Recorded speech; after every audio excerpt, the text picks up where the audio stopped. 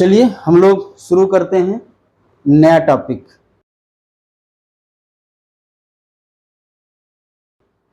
अभी हम लोगों ने पढ़ा था पीछे की क्लास में इंटरेस्ट ऑन कैपिटल। अब हम लोगों को क्या पढ़ना है? Interest on drawing. Interest on capital की एंट्री कैसे करते थे? ध्यान है, interest on capital is a expense for the firm, तो हम उसकी एंट्री करते थे। ध्यान देना है, इंटरेस्ट ऑन कैपिटल क्रेडिट करना होता है कि डेबिट? बोलो, डेबिट। क्यों? क्योंकि ये फर्म के लिए खर्च था। Two X capital two Y capital, जो भी है टू एज कैपिटल, या मैं इसको लिख सकता हूं टू पार्टनर्स कैपिटल।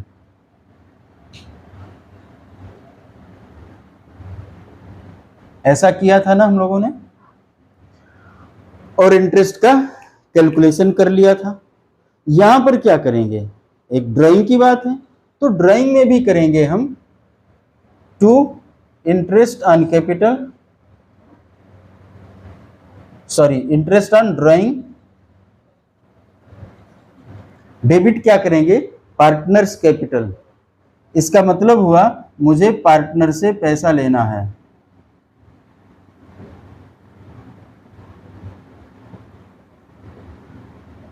मतलब जो भी पैसे मुझे पार्टनर से लेने हैं वो उनकी कैपिटल में डेबिट कर देते हैं, और जो भी पैसे उनको देने हैं वो उनके कैपिटल में क्रेडिट कर देते हैं। मैं ये नहीं कह रहा हूं जो देते हैं जो लेते हैं, कुछ लोग गलत सुन लेते हैं। जो लेना है जो देना है, अगर उन्हें दे रहे हैं तब ऐसा तब देखना है क्या एंट्री करते, मैं उसको नहीं बोल रहा हूं, अभी मैं उस पर नहीं आया, ठीक है।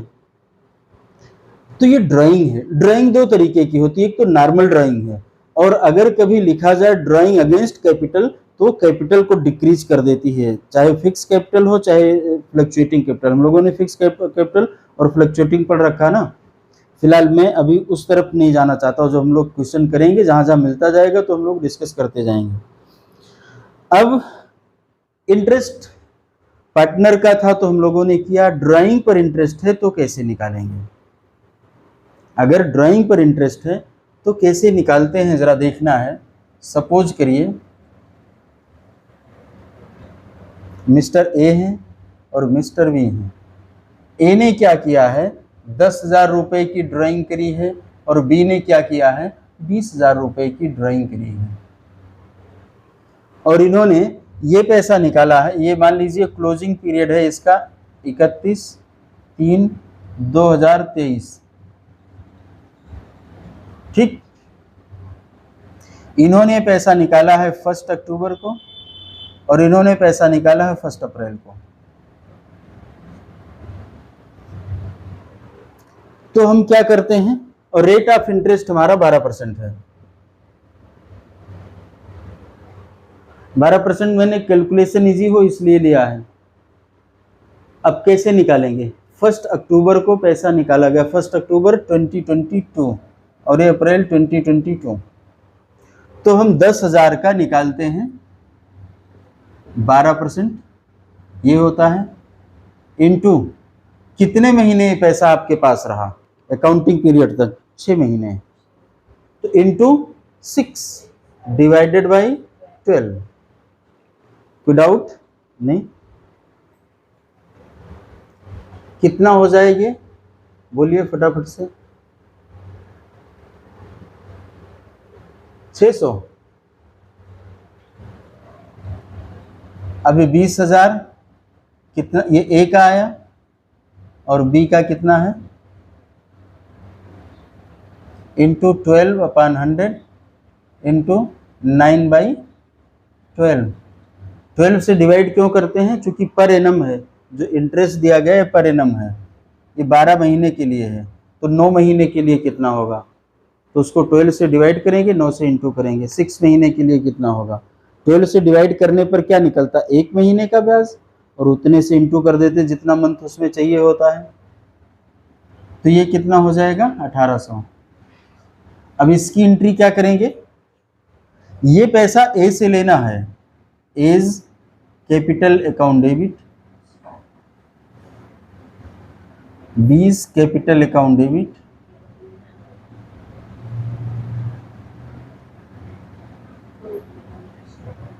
ये 600 टू इंटरेस्ट ऑन ड्राइंग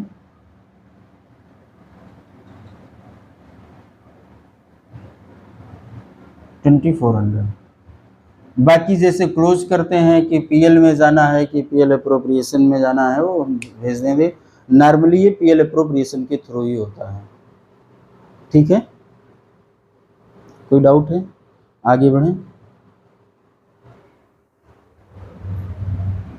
इसी अब देखो एंट्री में बार बार नहीं करूंगा, एंट्री ऐसे ही होगी। एंट्री हम निकाल मतलब अमाउंट निकाल लिए, इसके बाद अकाउंटिंग ट्रीटमेंट यही होगा। अब इसमें जो आती हैं समस्याएं वो कहां पर आती हैं? इंटरेस्ट कैलकुलेट करने में। सपोज करिए क्वेश्चन यही है लेकिन डेट नहीं दिया गया है, तब क्या करते हैं? 10,000 इंटू 12/100 इंटू 6/12, मतलब आधा कर देते हैं उसका। एज्यूम कर लेते हैं कि 6 महीने हैं। ये एजम्पशन होती है, बुक में है, बुक में कहीं लिखी होगी, ध्यान देना। अगर उस पर ड्राइंग की गई है तो हम 12% निकाल के उसका हाफ कर लेते हैं, मतलब 6/12 कर लेते हैं। माना ये जाता है कि पैसा 6 महीने के लिए है, ये एजम्पशन है। तो ये क्या हो जाएगा? पहले में तो वही रहेगा 600, दूसरे में 20,000 इंटू 12/100 इंटू 6/12, तो 1200 हो गया। अगर मैं यहाँ जाऊँ तो ये 1200 हो जाएगा और ये 1800। अब लेकिन ये मैं अकाउंटिंग हटाता हूँ, अकाउंटिंग बार बार ऐसे होगी।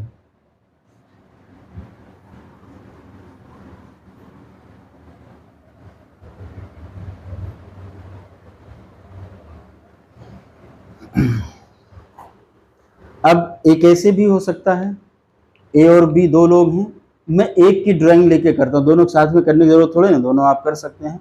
मान लीजिए मिस्टर ए हैं, इन्होंने ड्राइंग किया है, ड्राइंग का रेट इंटरेस्ट रेट है 12%,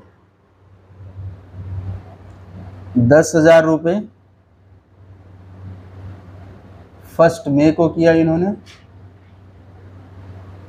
12,000 रुपये इन्होंने किया है 1 अक्टूबर को,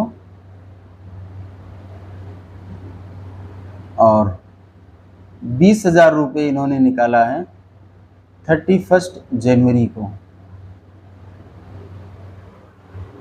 ठीक है, तो अब हम इनका इंटरेस्ट कैलकुलेट करेंगे।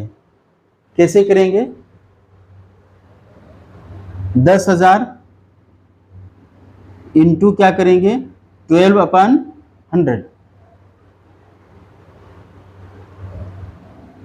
इंटू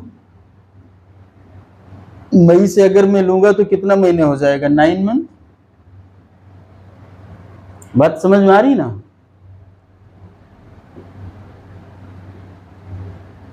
₹900। कोई डाउट है? 12,000 इंटू 12/100 इंटू 6/12। ठीक, इसको भी जब हम निकालेंगे तो कितना हो रहा है?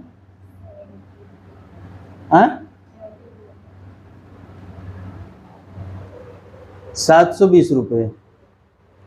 ठीक है, 70 to 100 नहीं हुआ, 720। यहाँ पर कितने महीने हुआ इसको भी करते हैं, बताइए। 20,000 इंटू 12/100 इंटू कितना महीना? 3। हाँ, 3 नहीं हुआ है, 31 जनवरी है, तो अगर 31 जनवरी लिखा गया वो मंथ बीता हुआ माना जाएगा, और अगर फर्स्ट लिखा गया है तो शुरू का समय माना जाता है। ठीक है, तो ये कितना हुआ? 2/12, 400 रुपये। इसमें कोई डाउट है? ये कहलाता है सिंपल मेथड। सिंपल मेथड से हमने इसको कैलकुलेट कर लिया। ठीक, इसको एक और तरीके से निकाल सकते हैं। 10,000 की वैल्यू, ये हमारा क्या था, अमाउंट। अब यहां पर मैं अगर मंथ लिख दूं, मंथ कितना हुआ, 9 महीना है, ये फर्स्ट मई देखो 9 मंथ है। वैसे यहां मैंने थोड़ा गलत कर दिया है ये 9 महीने नहीं था, ये और ज्यादा है। अगर मैं मई से लेता हूँ 11 महीने हो जाता शायद, 11 है ना पक्का।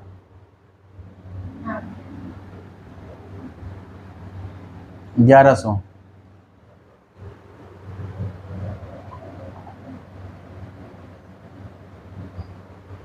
ठीक, मतलब यहां पर जो हमने पीरियड लिया है ना 31/3/2023 लिया है।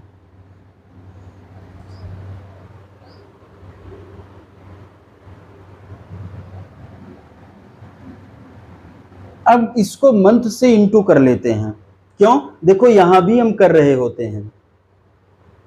मैं थोड़ा सा बहुत वैसे नहीं जाना चाहता, वो वैसे इसमें पहले मैं समझा दूं, फिर थोड़ा और इसको थोड़ा मैथमेटिकल फॉर्मेट में समझा दूंगा।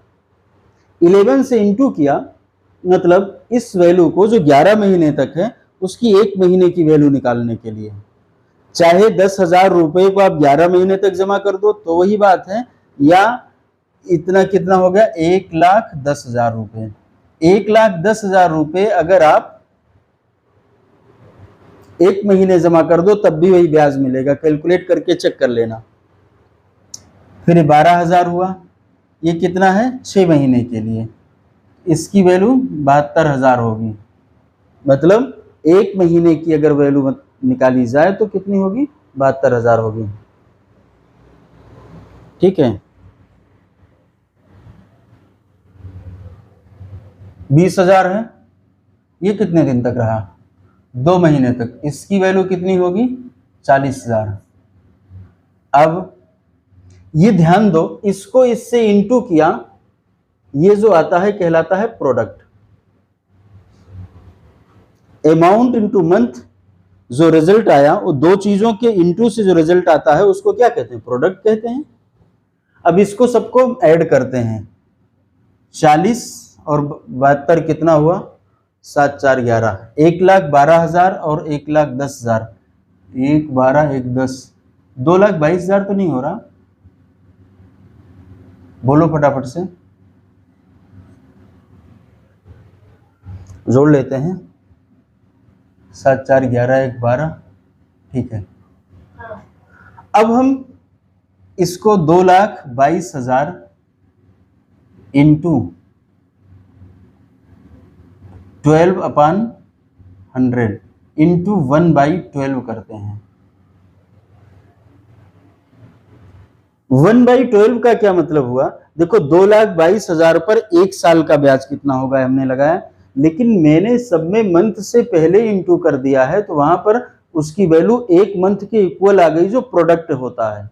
इसको लॉजिक समझना है, जब हम मंथ से उसको अमाउंट को इंटू कर देते हैं तो उससे जो रिजल्ट निकल करके आता है वो क्या आता है, वो एक महीने की वैल्यू। मतलब अगर मैं उतना पैसा एक महीने के लिए जमा करूं तो ब्याज उतना ही मिलेगा। 10,000 रुपए मैं 11 महीने के लिए जमा करूं तो जितना ब्याज मिलेगा उतना ही 1,10,000 एक महीने के लिए जमा करूं, ये प्रोडक्ट निकाला जाता है। इसलिए अब इससे ये क्रॉस हो गया और इस जीरो से जीरो चला गया तो ये हुआ 2,220 रुपए। इन सभी का टोटल कर लेते हैं, जरा देखते हैं, 0 2, ये भी तो वही आया। तो चाहे आप सिंपल मेथड से निकालो चाहे प्रोडक्ट मेथड से, किसी भी मेथड से निकालोगे तो बोलिए सेम रिजल्ट आएगा। कोई डाउट है इसमें, नहीं, आगे बढ़ते हैं। तो हम लोगों ने सिंपल मेथड से कर लिया और प्रोडक्ट मेथड से कर लिया। आपके यहां एक और मेथड बताया गया है, वो कौन सा नाम होता है उसका, एवरेज मंथ निकाला जाता है। ठीक है, एवरेज मंथ निकालते हैं। एवरेज मंथ निकालने के लिए हमारे पास में कुछ कंडीशन होती हैं।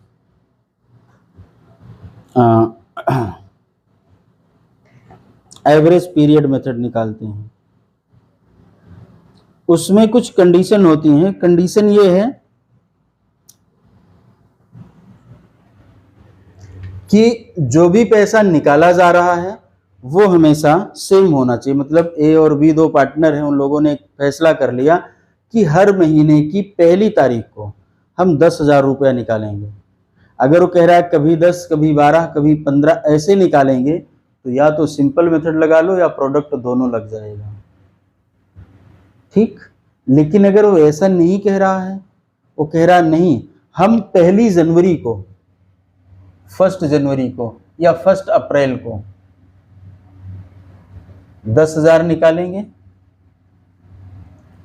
फिर मई को 10,000 निकालेंगे, 1 जून को भी 10,000 निकालेंगे, जुलाई को भी 10,000 निकालेंगे, अगस्त को 10,000, सितंबर में भी 10,000, अक्टूबर में 10,000, नवंबर में 10,000, दिसंबर में 11,000, फिर 1 मिनट, फिर वही लगेगा जो पहले लग रहा था। मतलब फिर हमें 10 ही चाहिए।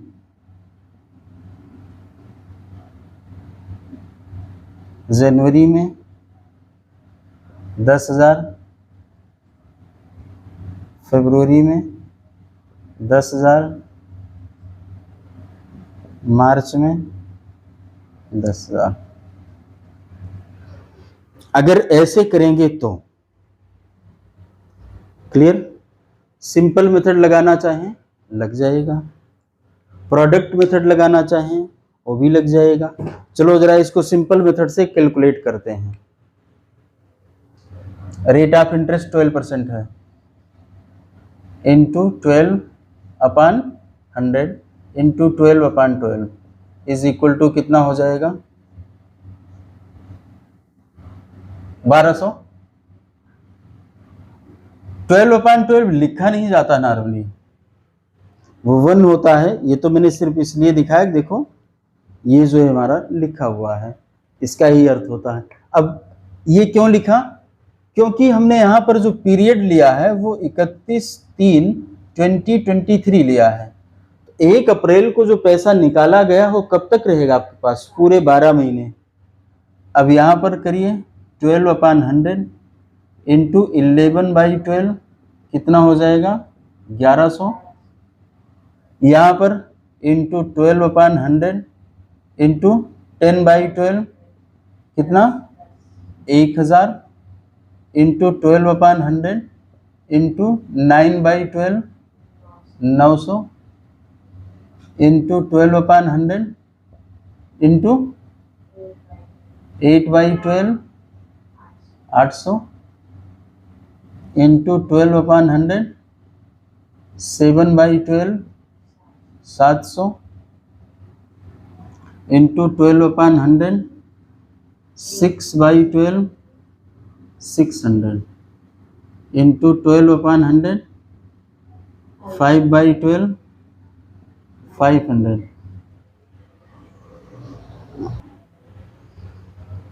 इंटू 12/100 अरे 4/12 400 12/100 3/12 300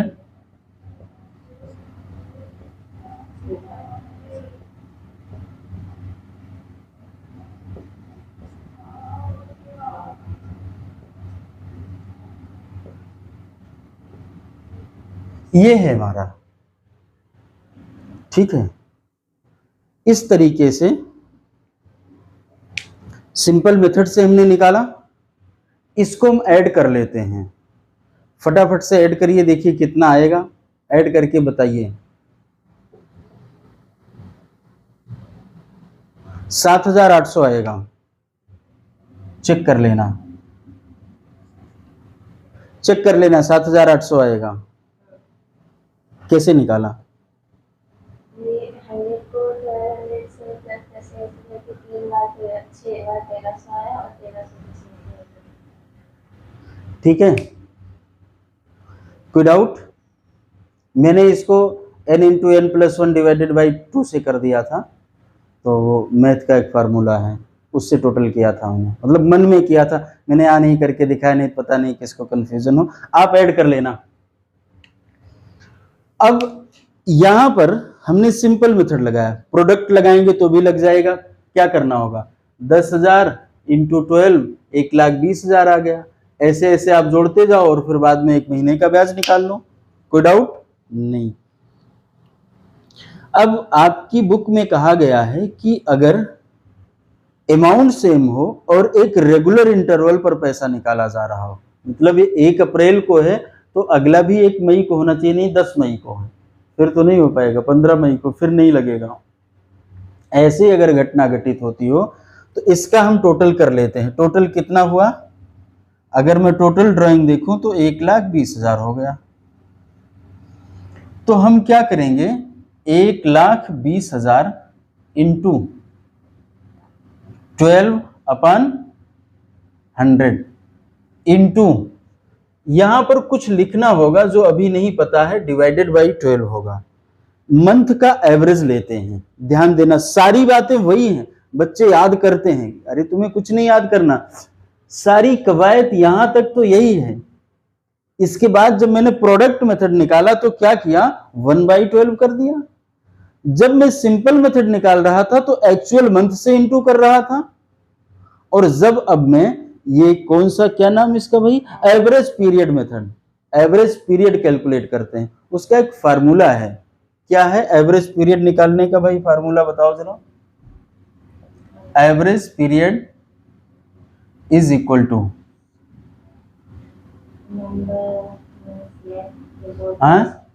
time left after first drawing, ध्यान देना, time left after first drawing, दिख रहा ना, plus time left after last drawing, ये इसका एवरेज निकालेंगे। दो चीजें हैं तो डिवाइडेड बाई 2। अब यहां से यहां तक का टाइम कितना बचा, 12 महीने, और यहां से लास्ट ड्राइंग कब हुई, 1 मार्च को, कितना बचा, 1 डिवाइडेड बाई, तो एवरेज मंथ कितना हुआ हमारा, 6.5। तो यहां पर सिर्फ मुझे आकर के 6.5 लिख देना है। ये यहां से गया, यहां से गया, यहां से गया, इसको इससे इंटू कर लो, आपका रिजल्ट 7,800 ही आएगा, चेक कर लेना। ठीक, कोई डाउट है? अब सपोज करिए, ये समझ में आया ना, इसको इस तरीके से हम करते हैं, कोई डाउट तो नहीं है? देखिए, जब क्वेश्चन किए जाएंगे तो कंसेप्ट क्लियर होंगे, जब तक नहीं किए जाएं तब तक नहीं होगा। मैंने एक एग्जांपल लेकर के बता दिया। अब सपोज करिए कि ये पैसे 15 तारीख को निकाले जा रहे थे, हर 15 तारीख को निकाला जा रहा है, तो time left after first drawing कितना बचा बताइए, 11.5, और time left after last drawing 15 मार्च से लेकर के 0.5 डिवाइडेड बाई 2 कितना हो जाएगा, 6 मंथ। जो एवरेज मंथ आया तो यहां पर 6.5 की बजाय क्या लिख देंगे, 6 लिख देंगे। अगर ये लास्ट डे निकाला जा रहा था तो वो दिन छोड़ दिया जाता है, ठीक, फिर क्या आएगा, यहां पर time left after first drawing 11 महीने, क्योंकि अप्रैल तो चला गया, मई से शुरू होगा, और ये 31 मार्च को निकाला गया, तो यहां पर क्या हो जाएगा, 0/2, तो 5.5 हो जाएगा। यही लिखने की सारी ये कवायद हो रही थी, बाकी इतना तो सेम है, सिर्फ एवरेज मंथ आपका बदलेगा। दूसरी केस में 6 हो जाएगा, तीसरी केस में 5.5 हो जाएगा। अब मर्जी आपकी है, मैडम ने कहा होगा रट लो, और उस मैडम की बात माननी है तो मान लीजिए, फार्मूला याद रखना है तो याद रख लीजिए, इसमें कहीं डाउट दिक्कत नहीं होगी, ठीक है। एक और बात है, इसी फार्मूले पर चर्चा है मेरी। एंट्री कैसे होगी वो तो हम बता चुके हैं, इसी फार्मूले पर चर्चा है। सपोज करिए कि ड्राइंग कुछ इस कदर हो रही है, क्वार्टरली भी ड्राइंग हो सकती है कि नहीं हो सकती है? क्वार्टरली ड्राइंग होगी तो मान लीजिए 1 अप्रैल को 10,000 रुपए है, अप्रैल के बाद 1 जुलाई को 10,000 रुपए है, जुलाई के बाद फिर क्या आएगा 1 अक्टूबर को 10,000 रुपए है, और 1 जनवरी को 10,000 रुपए है। आप कैलकुलेट कर सकते हो सिंपल और प्रोडक्ट। तो 1 अप्रैल, 1 जुलाई, 1 अक्टूबर, 1 जनवरी, ये 22 था, ये 22 है, ये 22 है और ये 23 है। क्वार्टरली ड्राइंग, क्वार्टर का मतलब क्या होता है पहले समझना है। क्वार्टर,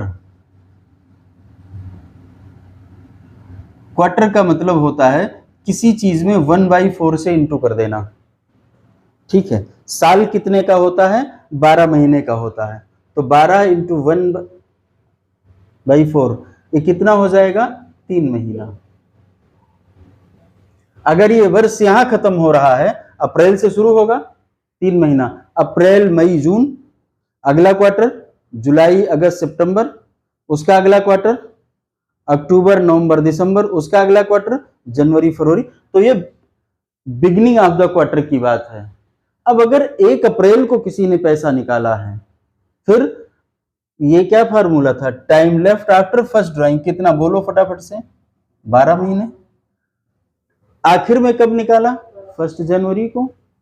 यहां से कितना दिन बचा? 3। टोटल ड्राइंग हुई इसकी 40,000, और ये कितना हुआ? Divided by 2 7.5। तो हम क्या करेंगे? 40,000 इंटू 12/100 इंटू 12 तो नीचे है, लेकिन एवरेज मंथ कितना लिखेंगे? 7.5 लिखेंगे। कोई डाउट नहीं ना? अब अगर मान लो ये मिडिल ऑफ द क्वार्टर निकाला जाता है, मिडिल ऑफ द क्वार्टर मतलब हुआ अप्रैल बीत जाएगा, मई में 15, तो यहां पर कितना आएगा? 10.5, 1.5 महीना बीत गया, और लास्ट में कितना आएगा? 1.5/2 6 month. End of the quarter निकाला जाएगा, मतलब 3 महीने बीत गया, कितना बचेगा? 9 + 0/2 4.5। क्लियर? अगली बात आती है, ये पूरा कर लेना। ये तो ईयर की चर्चा हो रही थी। मान लीजिए वो कह रहा 6 महीने की बात कर रहा है, बुक क्लोज हो रही 6 मंथ में। अब सपोज करो कि हमारी बुक क्लोज होनी है 30 सितंबर को, मैंने पहली ड्राइंग किया 1 अप्रैल को, तो दूसरी ड्राइंग फिर 1 मई, फिर 1 जून, इस तरीके 6 बार ड्राइंग होगी, ठीक है। यहां से समय कितना बचा है? 6 महीने, ठीक। और लास्ट में कितना बचा है? 1 डिवाइडेड बाई 2 3.5 हुआ, ठीक है। बात समझ में आ रही है या कोई डाउट है? तो हम लोग इस तरीके से इसको कैलकुलेट कर सकते हैं। कोई अगर डाउट है तो पूछ लीजिए, नहीं है तो पढ़ना शुरू करिए, और अगर फिर होता है तो पूछ लीजिएगा। धन्यवाद, फिर मिलते हैं अगली क्लास में अगले टॉपिक के साथ में।